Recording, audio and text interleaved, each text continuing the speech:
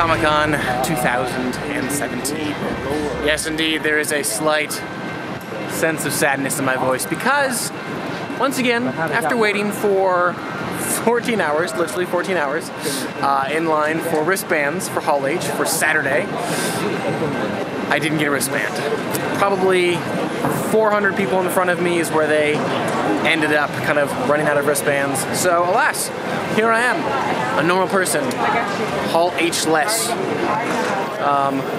Cool thing is though, because I didn't get into the Hall H line, I'm actually back to doing some other press, and I'll be doing the press line for the Blade Runner 2049 panel. So I'm actually going to be able to talk to Denis Villeneuve, Harrison Ford, Ryan Gosling about that film, and I'm kind of excited about that, especially about talking to Denis Villeneuve because I feel like he has, in all of his films, be it Prisoners, Arrival, he has such a distinctive visual and narrative style, Sicario as well, and a way of pacing out his stories and telling his stories, which to me isn't instantly, oh yeah, it's exactly like Ridley Scott's aesthetic, exactly like Ridley Scott's visual style. And so basically what I would love to ask him is just simply what it's like to step into a property like Blade Runner that has such an established look, an established way of presenting his characters, and what it's been like balancing that with his own voice. So there's something kind of ridiculous and sort of wonderful about being in a situation where you're talking to Han Solo, Indiana Jones, and you're trying to keep your cool, you know, you're asking some sort of intellectual, deep, ridiculous question, which totally isn't, but you're doing your best, and you're manning your own camera, so, you know, you're holding your camera with your monopod there, and you get so caught up in asking the question that your camera starts to drift, and Harrison Ford just reaches out. He just reaches out, grabs your camera, and moves it back in position. It's moments like that that I go, how did I get here? What is happening? And that's just what I came from. I was able to interview Harrison Ford. To be honest, of all the interviews I did for a bunch of the actors from Ready Player One as well as from Blade Runner 2049, I probably had the least interesting questions to ask Harrison, and at the same time, he's also just so matter-of-fact. So Harrison, you know, besides the script demanding it, what was it about this property that really drew you back to this? Well, I'm an actor. I like to work.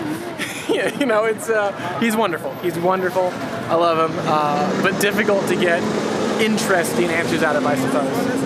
I was also able to talk to Denis Villeneuve. Unfortunately, he was literally walking out the door when I finally got to talk to him, so I only got an audio recording of that, but I did ask him the question that I was talking about. And he had a great response, but just one of really essentially having to take his own time with the script and figure out what he had to say and what he wanted to say. And then he kind of concluded it by saying, it was an excellent process, I really enjoyed it, but it is not one that I will ever do again. He definitely, I think, loves taking on original stories, taking on stories that he kind of gets to build from the ground up. I think it's kind of hilarious, though, that his next project that he's working on is Frank Herbert's Dune. Interestingly, Ridley Scott almost turned down directing the first Blade Runner because he was working on his own adaptation of Dune, which obviously didn't get off the ground. So here's hoping that that Denis can come out. I also got to talk to Hampton Fancher and Michael Green, the screenwriters on Blade Runner 2049, which was really exciting. And Hampton Fancher actually wrote one of the drafts, or a number of the drafts, of the original Blade Runner. And it was interesting, in watching the trailer for Blade Runner 2049, I noticed a specific scene between Dave Bautista and Ryan Gosling that takes place in a farmhouse. And actually there's some striking similarities to that scene and the deleted opening scene for the original Blade Runner.